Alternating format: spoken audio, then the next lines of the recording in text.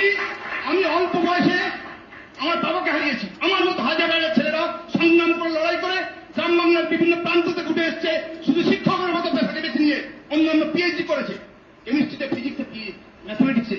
তার অন্যায় করেছে, এই পেশাটাকে বেছে নিয়ে বড় বড় ডায়লগ দিচ্ছেন মঞ্চে ওখানে।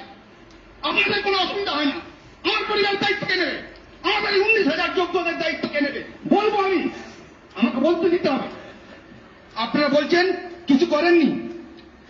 আপনাদের দুষ্কর্মের জন্য প্রশান্ত স্যার, সুবল স্যার তারা পৃথিবীতে নেই। কেন? মারা গেছে। অনেকে ডিপ্রেশনের, আপনারা খোঁজ নিয়ে দেখুন, সাইকোলজিস্টের কাছে ভিড় লেগে গেছে, পাগল হওয়ার মতো উপক্রম। ওনাদের কাছে দাবি তো আমরা জানাবোই, কিন্তু আপনারা কেন আমাদের সঙ্গে এরকম করলেন তার কৈফিয়ত আমরা চাইব না আপনাদের কাছে। কেন আমাকে লাঠি মেরেছিলেন?